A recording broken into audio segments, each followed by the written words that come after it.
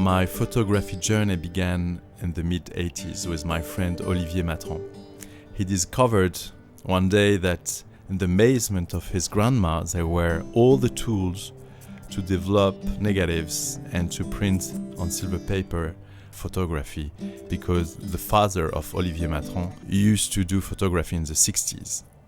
So, as two teenagers that has way too much time free, we decided to buy a camera and to just go around Paris, where we used to live, and take pictures.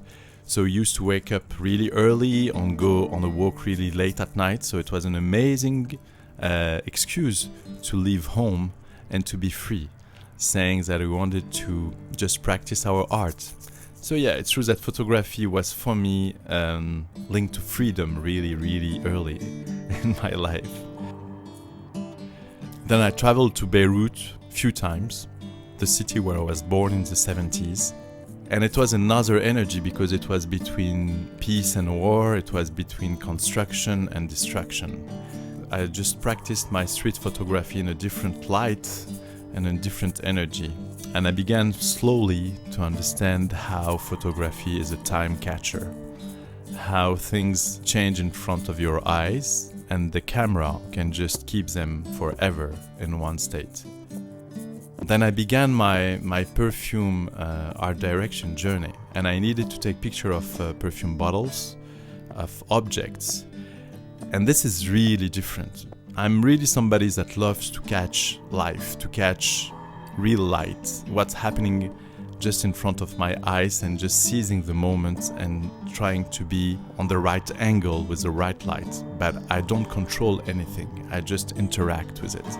While taking picture in a studio is a different art. It's really fine art where you shape the light, you shape all the elements around the objects.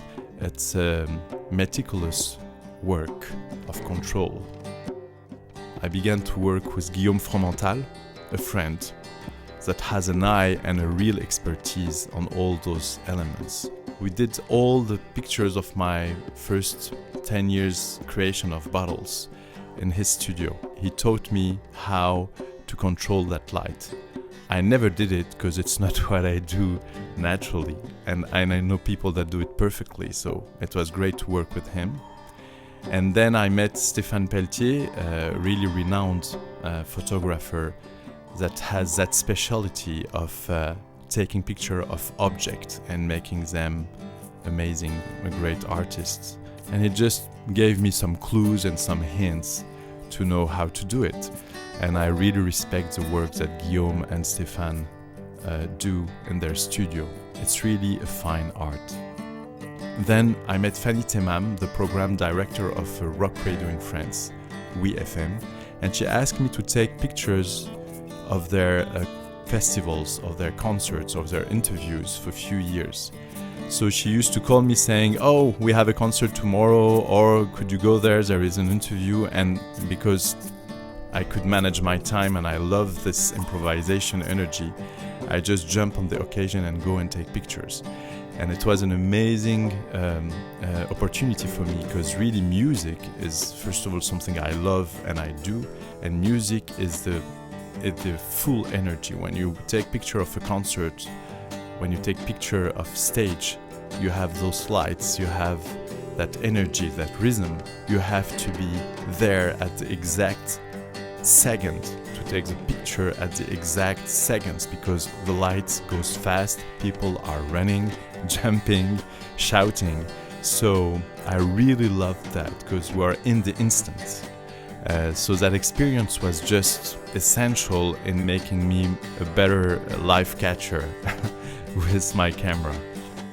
I began my road trips around the world with my family.